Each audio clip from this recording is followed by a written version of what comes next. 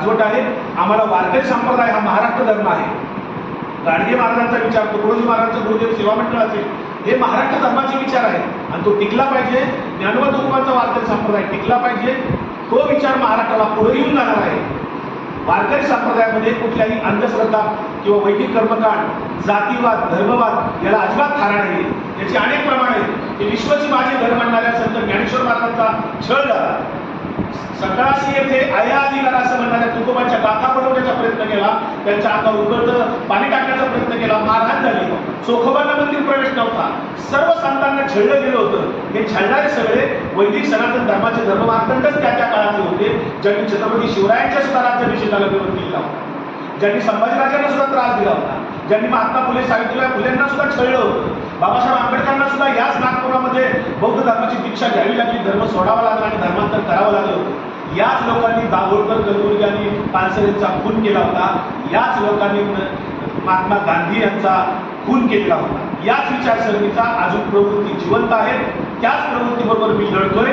आमचा जो विचार आहे तो समाजाला पुढे घेऊन जाणार आहे, सहिष्णुतेचा आहे, मानवतावादाचा आहे, सर्वधर्म समभावाचा आहे। त्या विचारावर आम्ही ठाम आहोत। संतांचे विचार, महापुरुषांचे विचार आम्ही पुढे घेऊन जाणार। कितीही भीती दाखवली, काही केलं तर आम्ही मात्र आमचं काम थांबवणार नाही, भले आमचा खून झाला तरी चालेल। शरद पवार माझ्यावर वाघोली पोलीस स्टेशनला फिर्याद केली खोटी, आणि 9 तारखेला सकाळी लोणी काळभोर शेजारचंच पोलीस स्टेशन हवेली तालुक्यात माझे सत्यशोधक दिनकरराव जवळकरांचं ते गाव आहे, आळंदी मात्र। मी 4 पिढ्याचा वारकरी संप्रदायातला आहे। माझ्या घरात वारकरी संप्रदाय, भजन, दिंडी माझ्या कुटुंबात आहे। माझ्या वडिलांनी गावात दिंडी स्थापन केली, आता माझा भाऊ दिंडी चालवतो। मी स्वतः वारकरी संप्रदायातला आहे। मी प्रवचन करतो आणि मग ते प्रवचन त्या दिवशी माझं 9 तारखेला नियोजित होतं, ते त्यांना माहीत होतं आणि म्हणून त्यांनी तो प्लॅन केला होता। नंतर रोडच्या येणाऱ्या जाणाऱ्या लोकांच्या तिथं आल्यामुळे कदाचित त्यांचा प्लॅन विस्कटला। जे काही लोक होते त्याचे सगळे अज्ञात होते। संग्राम भंडारे मला मीडियात दिसायचं म्हणून मी संग्राम भंडारेला ओळखलं होतं आणि त्यांनी फक्त 40 सेकंदाचा व्हिडिओ शूट केला आणि आधीचं मात्र रेकॉर्डिंग केलं नाही। माझ्या काही धक्काबुक्की केली, घाणेरडी शिवीगाळ केली, आरेरावी केली आणि मी फक्त म्हटलं काय असं का करता तुम्ही, तुम्ही काय मला मारणार आहात असं एवढा शब्द उच्चारला तर मला त्यांनी रिव्हॉल्वर दाखवला, असं समोरून 3 फुटावरून।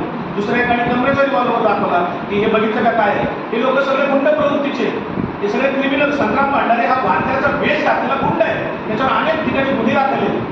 ते पुणे जिल्ह्यात असतील, नगर जिल्ह्यात असतील, नाशिक जिल्ह्यात असतील, त्याच्यावर गुन्हे दाखल आहेत। हा नथुराम हा एकटाच नाही, हे जे 20 नावं जाहीर केली हे सगळेजण नथुराम गोडसेचं जाहीरपणे महिमा मंडन करतात, उदो करतात। हे सगळे लोक जाहीरपणाने हिंदू मुस्लिमाचा धार्मिक द्वेष वाढवतात। आम्ही एवढंच म्हणतोय, ज्ञानोबा तुकोबाच्या गादीवर येऊन तुमचा भारतीय